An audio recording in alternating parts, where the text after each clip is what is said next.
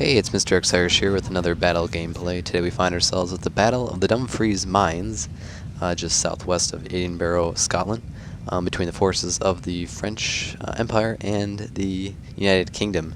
Leading the forces of the French today is Marshal Ney, and leading the forces of the British today is the Duke of Wellington. So, getting some action against the Duke today.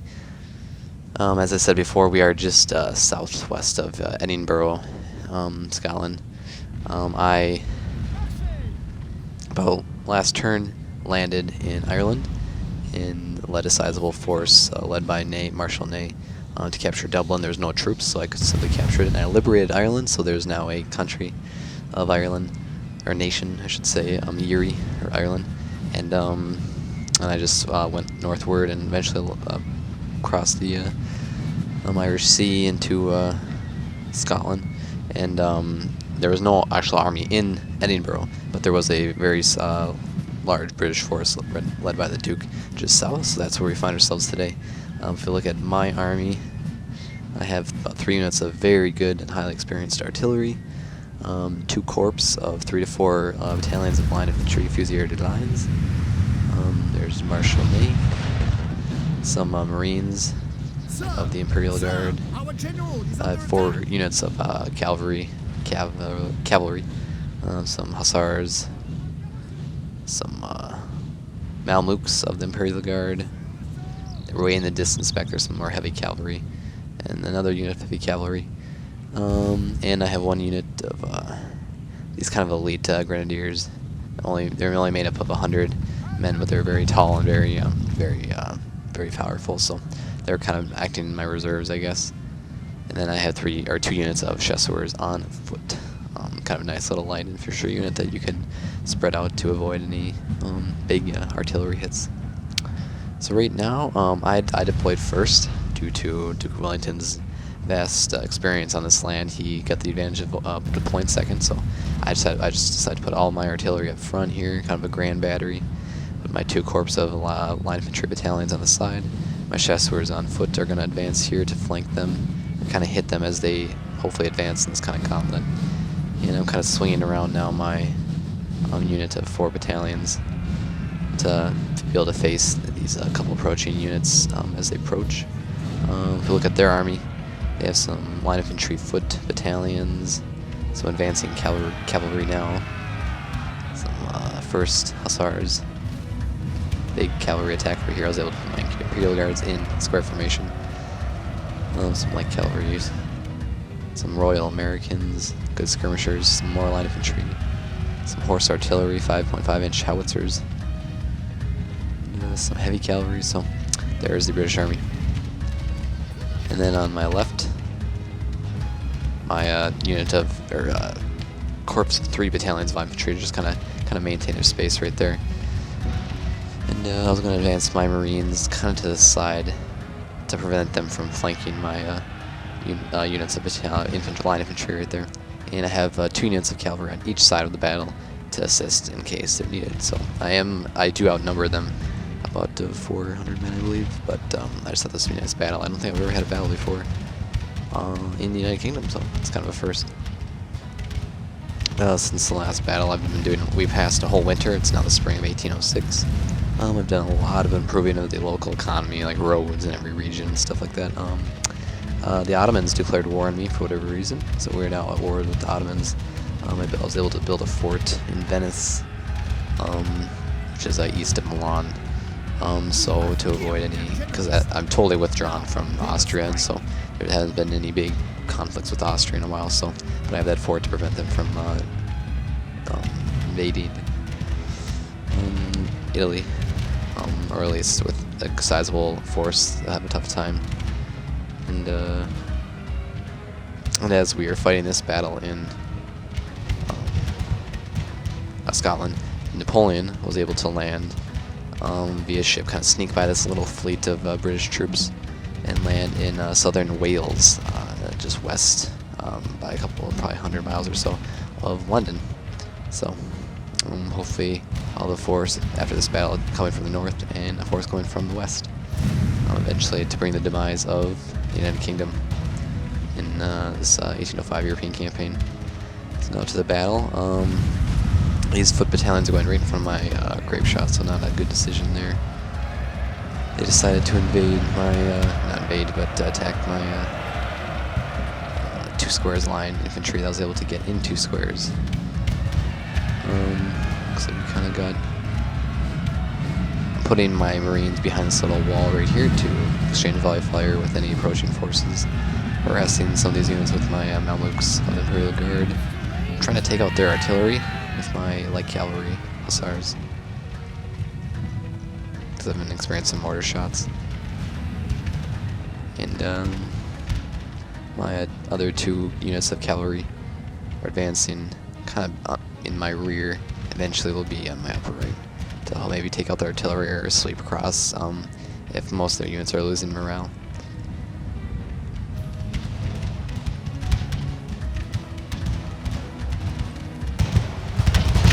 You can see they're really able to use that grass as an advantage to stay low.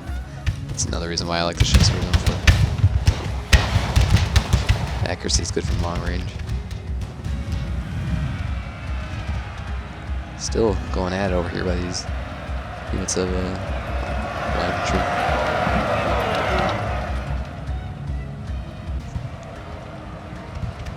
Marshal Ney only lost 2 men in his general staff. He is still alive and well.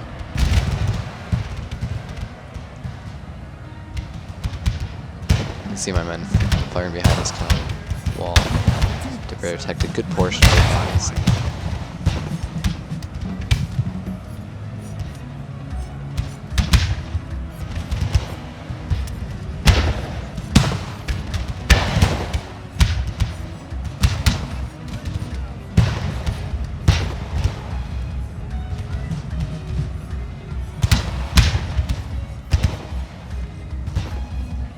Looks like my Mamelukes are retreating.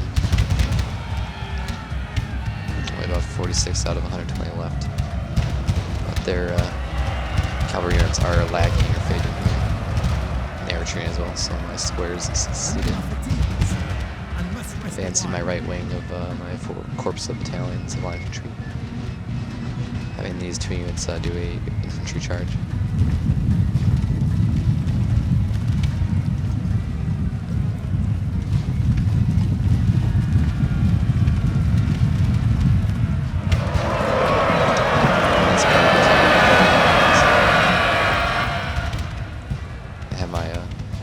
My light infantry give covering fire. I'm advancing my 2 units of cavalry, the heavy cavalry squadron, the other heavy cavalry squadron, against some of their artillery units and their general staff, so hopefully that'll work out as well.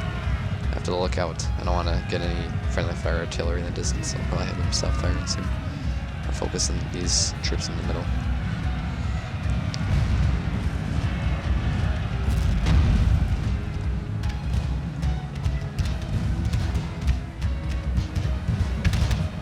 There's my grenadiers for the region of me for me to kind of do some harassing here and some hand-to-hand bayonet combat. Marines are advancing as well, the Imperial Guard.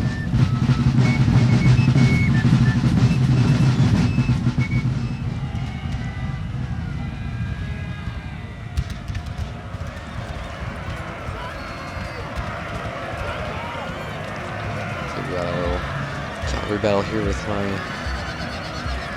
cavalry and their 4th Royal Irish Dragoon Guards.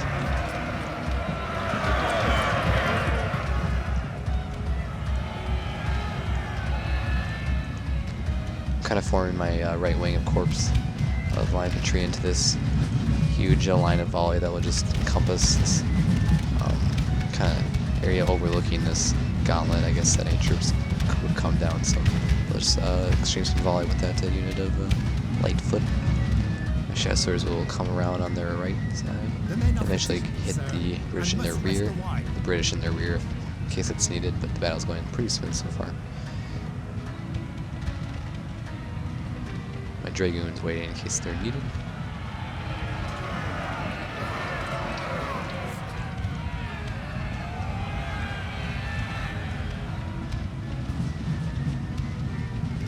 Advance my left wing of corps of line infantry. see, there really was a bloodbath over here between the squares and the British cavalry.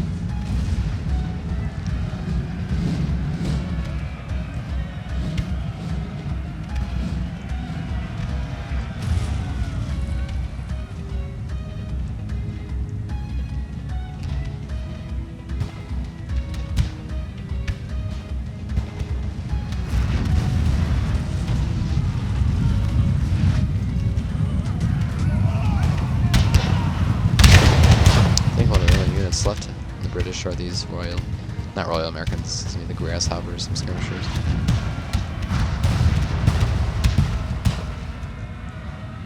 But we got some returning British forces. 13th Line Infantry. I'll have my Italian Grenadiers try to deal with them.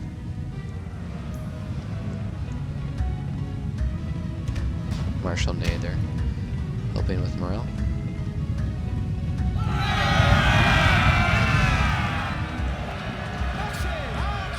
There's Marshal Ney, I believe.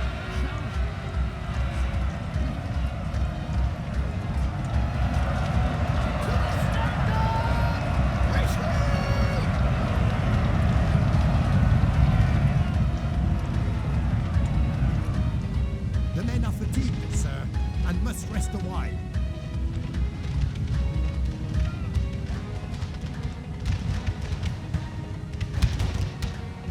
My Mamelukes of the Imperial Guard return to battle.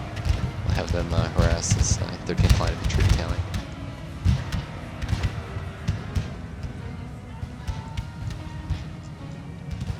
And one of the last units left, the 2nd Guard Battalion. Very tired, I'll have them be attacked by my heavy cavalry squadron of the 6th Regiment of Dragoons. So that should bring an end to the battle here soon.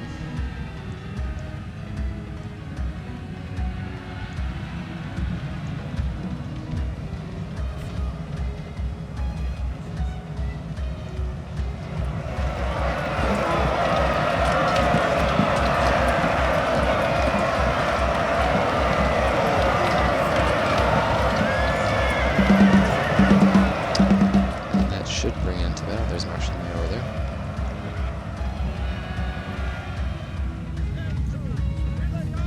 And it will. So that is a victory for the French at the Battle of Dumfries mines in 1806.